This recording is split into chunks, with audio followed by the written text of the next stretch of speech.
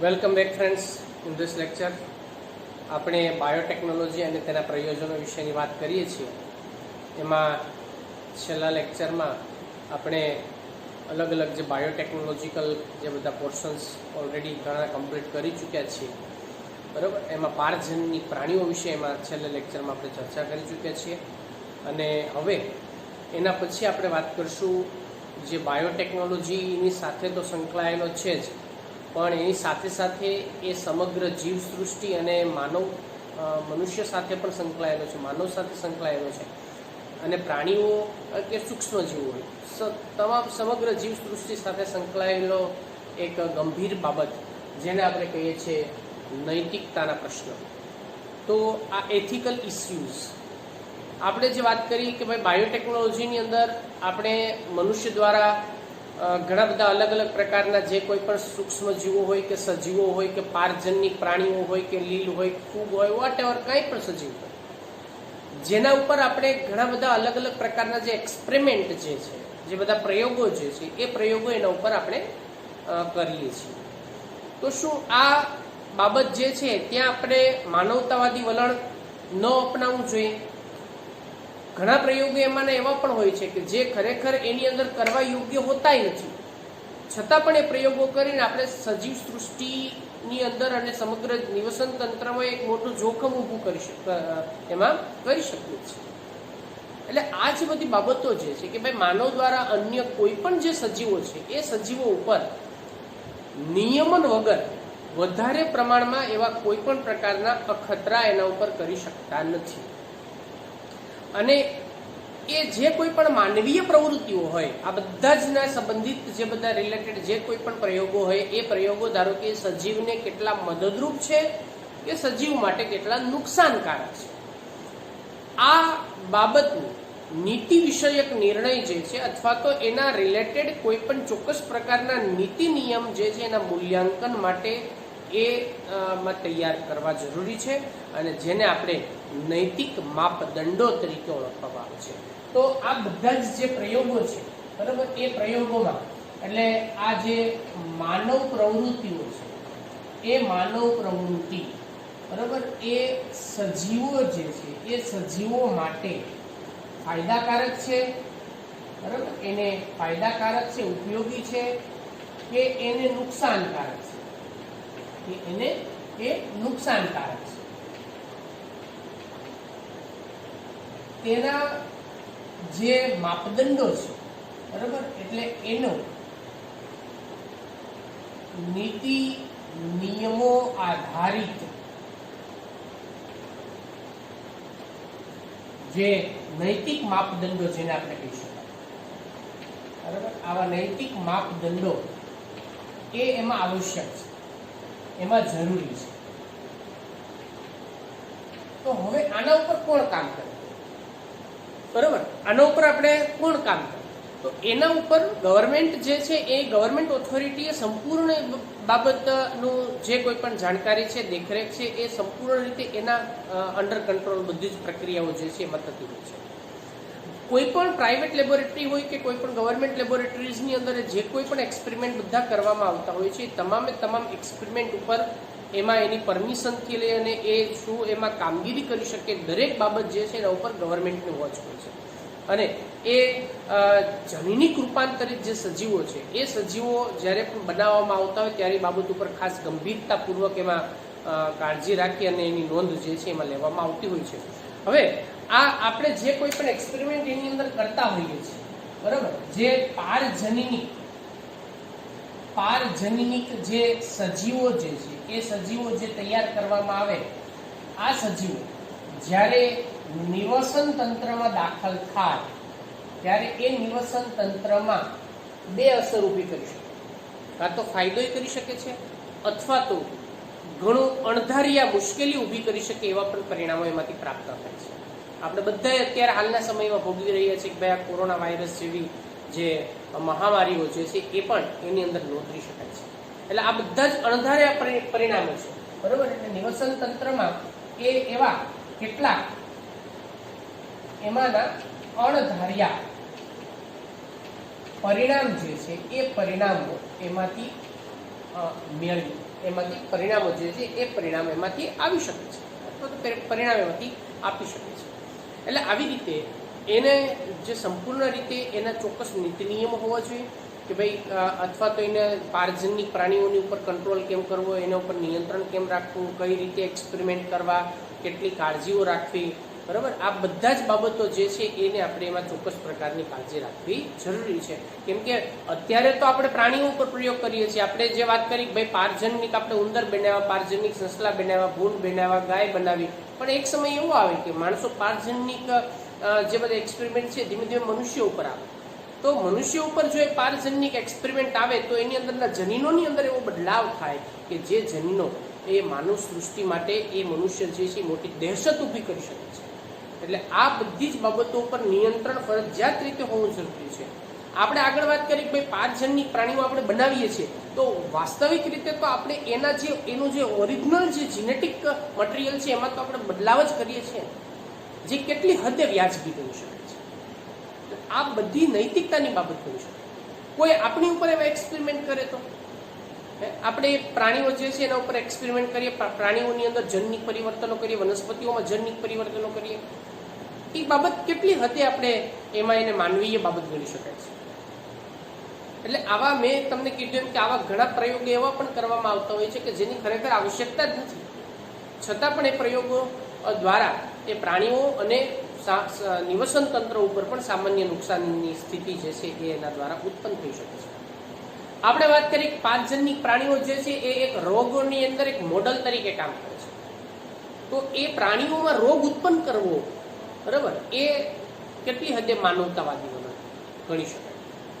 કેમ કે જ્યારે આપણે પ્રકૃતિને બચાવતા હોય, જ્યારે આપણે સમગ્ર જીવ સૃષ્ટિને બચાવતા હોય, ત્યારે આ જે બધા પ્રયોગો જે છે એની અંદર પણ ઉપયોગમાં થતા પ્રાણીઓની જાતિઓ છે એને બચાવવી જરૂરી બની જાય છે.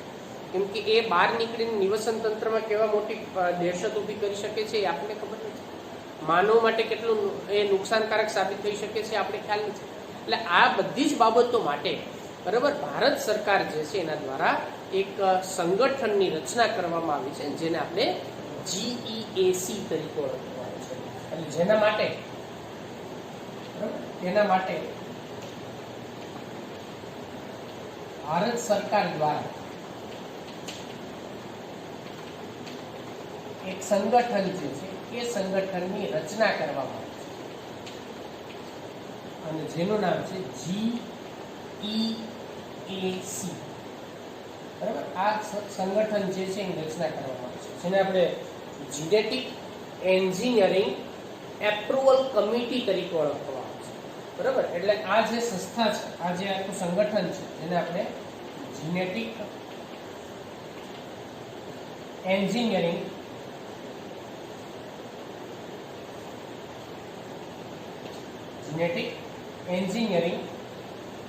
એપ્રુવલ, બરાબર, કમિટી. ઓબ્જેક્ટિવ પ્રશ્ન તરીકે પણ એની અંદર પૂછાઈ શકે છે જીનેટિક એન્જિનિયરિંગ એપ્રુવલ કમિટી. આ કમિટી એ મુખ્યત્વે એમાં બે કામ ખાસ એની અંદર એને સોંપવામાં આવે છે. એક પારજનિક જે કોઈ પણ સંશોધનો હોય એના સંબંધિત કાર્યોની માન્યતા, બરાબર, એ બે કામ કરે એમાંના દર્શાવતા કયા કયા? તો કે એક તો પારજનિક જે બધા પ્રયોગો છે એ પ્રયોગો ના કાર્યની માન્યતા, બરાબર, એના દ્વારા માન્યતા જે છે એ એક આપવામાં આવે છે. બીજું એનું એક અગત્યનું કાર્ય જેને ગણી શકાય કે જનસેવા માટે પારજનિક સજીવોનો જે અમલીકરણ છે એની સુરક્ષા, બરાબર, એ પણ એની અંદર આપણે લાવી શકાય કે જનસેવા માટે પારજનિક સજીવો કે જે જનસેવામાં, માનવ સેવામાં પારજનિક જે સજીવો છે એ સજીવોનું જે અમલીકરણ છે, બરાબર, એ સજીવોના અમલીકરણ જો કરવામાં આવે તો એ અમલીકરણ કેટલું સુરક્ષિત છે, એની સુરક્ષા કેવી રીતે કરવી, એ બે મુખ્ય બાબત ઉપર આ કમિટી જે છે એ આખી કમિટીમાં કામ કરે છે. તો એક વસ્તુ થઈ શું કે ભાઈ પારજનિક જે કોઈ પણ સજીવો તૈયાર કરવામાં આવે છે એના કાર્યને માન્યતા કે એ નુકસાનકારક તો નથી, બરાબર. બીજું, પારજનની પ્રાણીઓ તૈયાર કરી નાખ્યા છે, એને જનસેવા એટલે લોકોના હિતમાં એ કેટલું કાર્ય કરે, લોકોના હિતમાં કાર્ય કરે છે કે એની અમલવારી કેટલી કરવા જેવી છે. જો એને આપણે અમલ કરીએ એના કાર્ય પદ્ધતિનો, તો એનાથી કોઈ મોટી દહેશત ઊભી થઈ શકે એમ નથી. આ બાબત જે છે નક્કી કરવાનું કામ જે મુખ્યત્વે આ GEAC genetic engineering approval committee, બરાબર, એના દ્વારા આ કાર્ય જે છે સુનિશ્ચિત કરવામાં આવતું હોય છે. અને એ બધાએ એની જે પરમિશન છે, પોતાની લેબોરેટરીમાં શું કામગીરી કરવામાં આવે છે, બધી જ ડેટા, બધી જ માહિતી એ આ કમિટીને એને મોકલવો જરૂરી છે. બરાબર. એટલે આ બાબતની આપણે જે વાત કરીએ, આપણે બધા નૈતિકતાના પ્રશ્નો વિશેની વાત કરી. એટલે આ રીતે આપણે જે કોઈ પણ પ્રાણીઓનો, સૂક્ષ્મ જીવોનો ઉપયોગ કરતા હોય એ વિવેકપૂર્ણ રીતે એનો ઉપયોગ કરવો જરૂરી છે. બરાબર. જરૂર પડતો જ એનો અંદરના એક્સપેરિમેન્ટ જે બધા છે એને ઉપયોગમાં કરવા, કઈ રીતે ઉપયોગ કરવા, બરાબર, એની ચોક્કસ પ્રકારની મર્યાદા હોવી પણ જરૂરી છે. અને બીજું કે માનવ સૃષ્ટિ માટે નુકસાનકારક તો નથી ને, એ બાબતના તથ્યો પણ એની અંદર આપણે એના ચોક્કસ માપદંડો નક્કી કરવા પણ જરૂરી છે. એટલે હવે એના પછી આપણે જો વાત કરીએ તો જૈવ પેટન્ટ જે છે એના વિશે આપણે વાત કરીએ. બરાબર. જૈવ ઇજાર, જેને આપણે જૈવ પેટન્ટ તરીકે પણ ઓળખવામાં આવે છે. જૈવ પેટન્ટ, હવે એના વિશે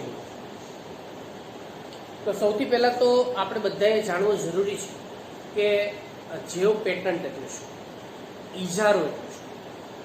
તમે આપણે બધા અલગ અલગ પ્રકારના જે કોઈ પણ આપણે હોય કે કોઈ પણ XYZ વ્યક્તિ કોઈ નાના મોટા ટૂંકમાં એક જે સરકાર દ્વારા જે બધા સ્ટાર્ટઅપ પ્રોગ્રામ જે કંઈ કરવામાં આવતા હોય છે એના અંતર્ગત એ કોઈ પણ એવું નવું સંશોધન કરે, બરાબર, કોઈ નવું સંશોધન કરે, કોઈ એવી નવી વસ્તુ બનાવે કે જે માનવ માટે ઉપયોગમાં આવતી હોય. માનવની સાથે સાથે ખાદ્ય ખોરાકમાં પણ એનો ઉપયોગ, આપણે ખાદ્ય ખોરાકની અંદરની ગુણવત્તા સુધારવા માટે ઉપયોગમાં આવતી હોય, ચિકિત્સા માટે ઉપયોગમાં આવતી હોય, બરાબર, અલગ અલગ પ્રકારની જે કોઈ પણ ખેતીની માટે ઉપયોગમાં આવતી હોય. તો એવી કોઈ વસ્તુ અથવા તો એવી કોઈ નિપજ બનાવવી કે જેની અંદર એનો ઉપયોગ જે છે એ આપણે માનવના ફાયદા માટે કરી શકાય. તો એવી આપણે જે કોઈ પણ વસ્તુ બનાવીએ એના ઉપરના જે બધા રાઇટ્સ છે, એના ઉપરના જે હક છે, બરાબર, એ સંશોધક પાસેના આપણને એમાં મળે. સંશોધક પાસેના જ એનો હક હિસ્સો રહે, એનો ઇજારો જે છે એ સંશોધક પાસે રહે, એને આપણે શું કહી શકાય, જૈવ પેટન્ટ તરીકે ઓળખી શકાય. એટલે આપણે જેને સામાન્ય રીતે કહેવાય કોપીરાઇટ્સ, બરાબર, જે એને આપણે કોપીરાઇટ્સ તરીકે ઓળખી શકાય. તો આ બધા જ જે કોપીરાઇટ્સ જે છે એ સંશોધક પાસે હોય, કોઈ સંસ્થા પાસે એની અંદર હોય. આ બધી જ બાબતો જે છે એ અત્યારે ઘણી ગંભીરતા પૂર્વકની બાબત આપણે કહી શકાય. કેમ કે વિશ્વમાં ઘણી બધી એવા દેશો છે, ખાસ કરીને આપણે વાત કરીએ તો વિશ્વમાં સૌથી વધુ પેટન્ટ મેળવનાર દેશ જે છે એ કોણ છે? ચાઇના છે. પેટન્ટ એટલે શું? તો કે ભાઈ ધારો કે મેં આ ચોક બનાવ્યો છે, બરાબર, તો હું એ ચોક મેં બનાવ્યો એની પેટન્ટ હું રજીસ્ટર્ડ કરી નાખું, બરાબર. એટલે એ ચોક ઉપરનો સંપૂર્ણ હક હિસ્સો કોનો થઈ ગયો? મારો પોતાનો થઈ ગયો. જો તમારે એ ચોક વાપરવો હોય તો તમારે, અથવા તો તમે કોઈ કંપનીમાં એ ચોકને બનાવવો હોય તો તમારે મારી પરમિશન લેવી પડે. તમારે મને એના માટેનું જે આર્થિક વળતર છે, બરાબર, એ તમારે મને આપવું પડે. એ બધાને આપણે શું કહી શકાય? જૈવ પેટન્ટ તરીકે ઓળખી શકાય.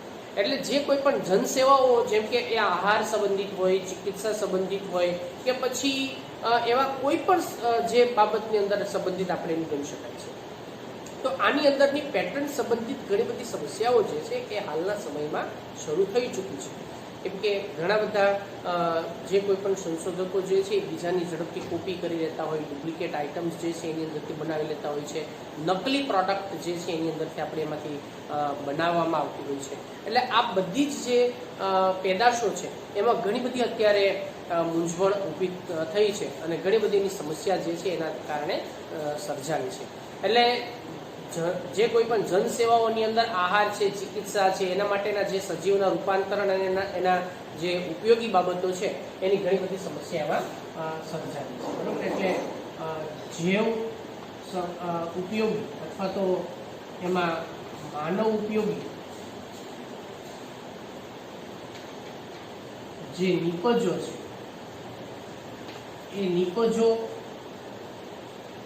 ના અથવા નિપજો નો ઇજારો મેળવવામાં અને તેની ઉપયોગિતા સંબંધિત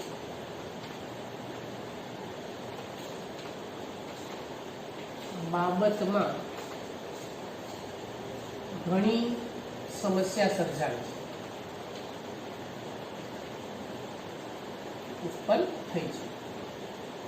હવે આની અંદર ઘણી બાબતો જે છે ખોરાક સંબંધિત પણ હોઈ શકે છે. કેટલીક એવી કંપની હોય, બરાબર, કેટલીક એવી કંપની હોય કે જે આનુવંશિક દ્રવ્યો હોય, એટલે કે જેનેટિક્સ મટીરિયલ્સ હોય, જનની દ્રવ્યો હોય, વનસ્પતિ હોય, પ્રાણીઓ હોય, આ બધાના સ્ત્રોતની જે કોઈ પણ નિપજો છે એ નિપજોનો આપણે એમાં બનતી નિપજોનો આપણે ઉપયોગ કરીએ છીએ.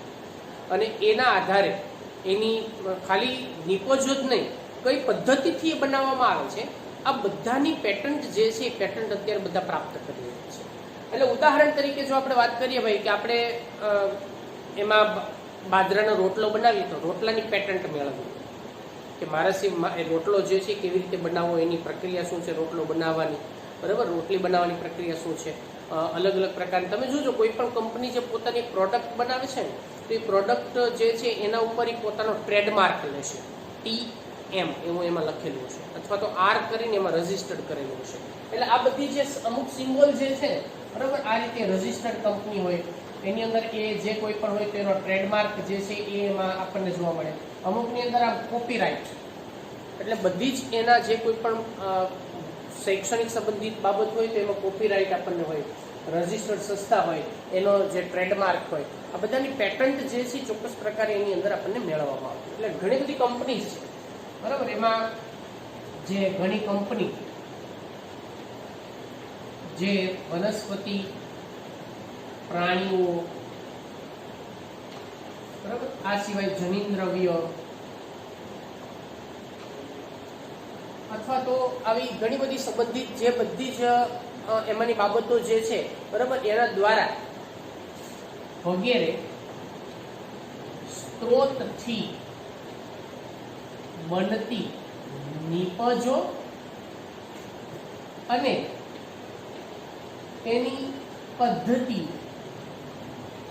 એની ટેકનિક ની પેટન્ટ જે છે એ પેટન્ટ એ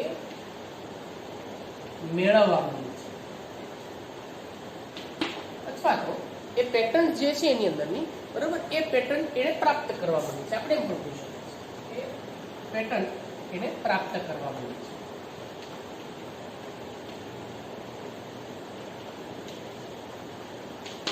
હવે આપણને પ્રશ્ન એ થાય કે એનાથી આપણને શું ફરક પડવાનો છે? પણ ઘણો બધો ફરક પડવાનો છે. કેમ કે ઘણા બધા સમયથી આપણે આ બધી જે અનાજ ઉત્પન્ન કરતા હોય, બરાબર, કોઈ એવા મરી મસાલા તૈયાર કરતા હોય, કોઈ એવા નવા ઓજારો ખેતીના બનાવતા હોય, આ તો આપણે વર્ષોથી બનાવીએ છીએ. પણ એ બધા અત્યારે શું કરવામાં આવે છે કે ભાઈ ત્યાંના સ્થાનિક લોકો જે છે એ સ્થાનિક લોકો કે ખેડૂતોને એના કોઈ પણ પ્રકારનો લાભ આપવામાં આવતો નથી, અને એ પેટન્ટ જે છે પોતાના નામે કરી લેતા હોય છે. અને પછી માર્કેટની અંદર એ કોઈ કંપનીને વેચે તો ફાયદો સંશોધકને જે છે એને જ થવાનો છે, નહીં કે એ કોઈ ખેડૂતોને થવાનો છે, કોઈ પણ લોકોને એનો ફાયદો આપવાનો છે.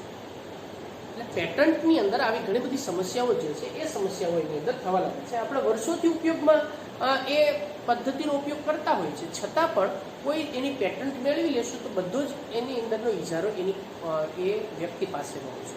એક ઉદાહરણ તરીકે આપણે જો એની અંદર વાત કરીએ, ઘણો બધો એક પ્રચલિત જે એક કોયડો હતો, બરાબર, અને પ્રચલિત બાબત એમાં જે ભારત અને અમેરિકા વચ્ચેની જે કોઈ પણ આ રીતે બની હતી ઘટના, એ ચોખાની સંબંધિત. આપણે બધા જાણીએ છીએ કે ચોખા જે છે એ ભારતની અંદર એક અગત્યનું ખાદ્ય ઉત્પાદન, એક જે અન્ન છે, અને હજારો વર્ષોથી આપણે એની ખેતી કરીએ છીએ. માત્ર ભારત જ નહીં, સમગ્ર એશિયાની અંદર ઘણા બધા રાષ્ટ્રો એવા છે, ઘણા દેશો એવા છે કે જે ચોખાના ઉત્પાદનની અંદર ઘણો અવ્વલ નંબર ધરાવતા હોય છે. એટલે ભારતની અંદર આપણે એ પણ જાણીએ છીએ કે ભાઈ ભારતમાં એ ચોખાની જેટલી લગભગ 2 લાખ જેટલી એની અંદરની આપણને જાતો જે છે એ જાતો આપણને એની અંદર જોવા મળે છે. 2 લાખ જાતો જે એની અંદર જોવા મળતી હોય છે. અને આપણે જેને કહીએ છીએ ભાઈ બાયોડાયવર્સિટી, જૈવ વિવિધતા, એ જૈવ વિવિધતાની અંદર એ એક અગત્યનો એમાંનો જે ભાગ એ આ ચોખાની જે જાત છે એ ભજવતી હોય છે. અને જૈવ વિવિધતાની અંદર આપણને એક અગત્યનો પાસો એની અંદર કહી શકાય છે. હવે એમાં પણ જો આપણે વાત કરીએ તો આપણે સૌથી પ્રચલિત એક ચોખાની બ્રાન્ડ, બરાબર, જેને આપણે કહીએ છીએ બાસમતી ચોખા. તો બાસમતી ચોખા જે છે એ બાસમતી ચોખા જેની લગભગ એ ખાસ તો આમ તો એના સ્વાદ અને સુગંધ માટે ખૂબ પ્રચલિત છે, બરાબર. અને ભારતની અંદર જો આપણે વાત કરીએ તો લગભગ 27 જેટલી જાતો જે છે એને આપણે ભારતમાં ઉગાડવામાં આવે છે. એટલે બાસમતી ચોખા જે છે એના સ્વાદ અને એની જે સુગંધ છે એના માટે ખાસ પ્રચલિત છે. અને ભારતમાં લગભગ જો કે એને આપણે એમાંની જે 27 જેટલી જે જાતિઓ છે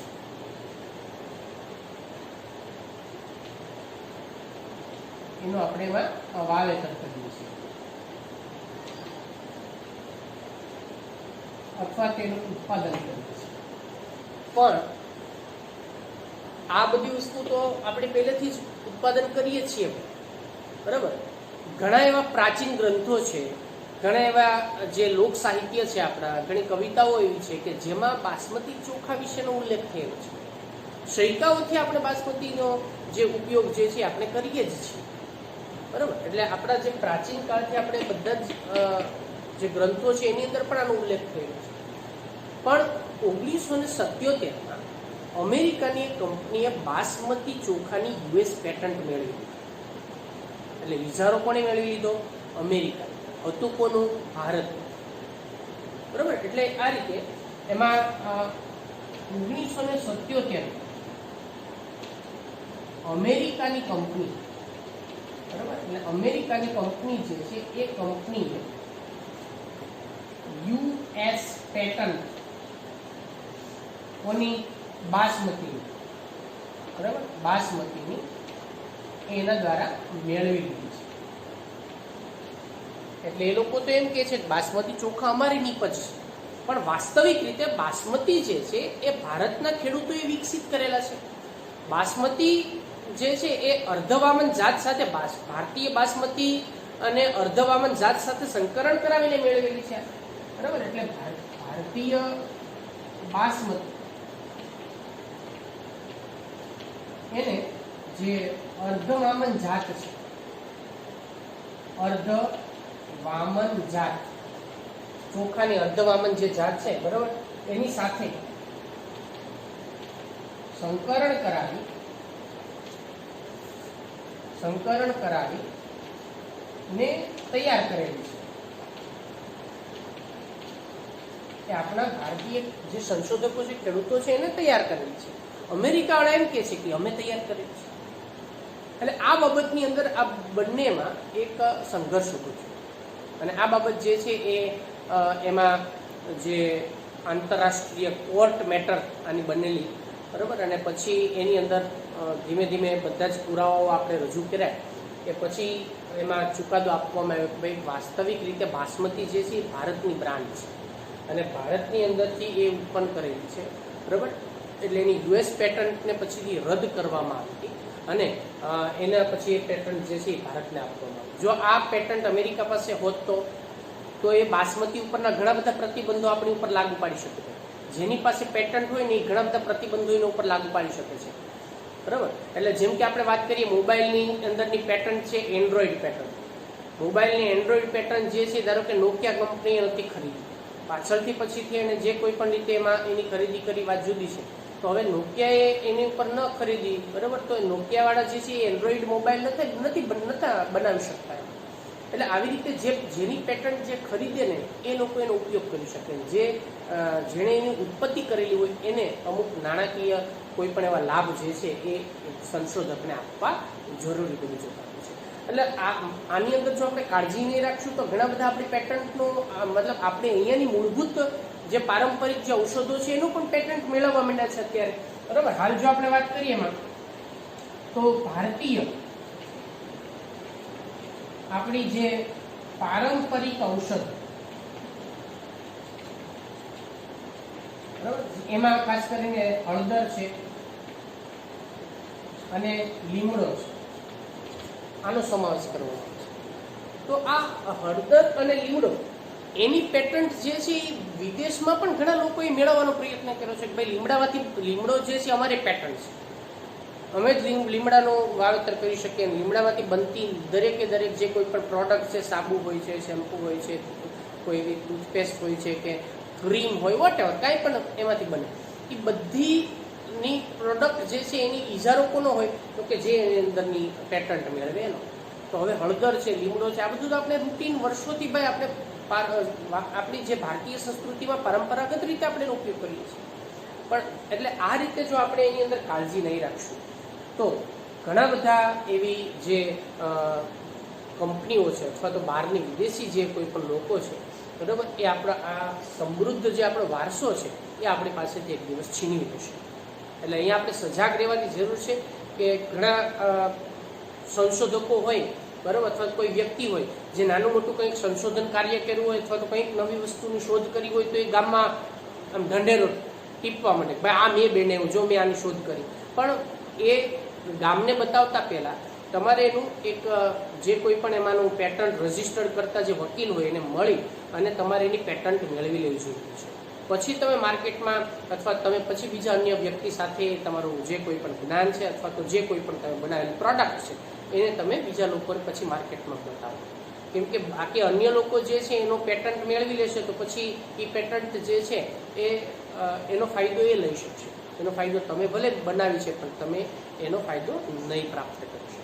એટલે આ રીતે જે બધા જેવ પેટન્ટ છે, જેવ પેટન્ટની અંદર આપણે જેવી જે ઇજારો છે એમાં ઘણી બધી આવી રીતે કાળજી રાખવી જરૂરી છે, જેથી સંશોધકને એના યોગ્ય એના જે હક છે એ અને એનો જે લાભ છે એ એને પ્રાપ્ત થઈ શકે છે. એટલે અહીંયા આપણે જે વાત કરી આજના લેક્ચરમાં એ નૈતિકતાના પ્રશ્નો અને જે ઇજારો જેને આપણે એમાં બાયોલોજીકલ પેટર્ન તરીકે ઓળખી શકાય છે એના વિશે આપણે ચર્ચા કરી. બાકીની વાત આપણે નેક્સ્ટ લેક્ચરમાં આપીશું.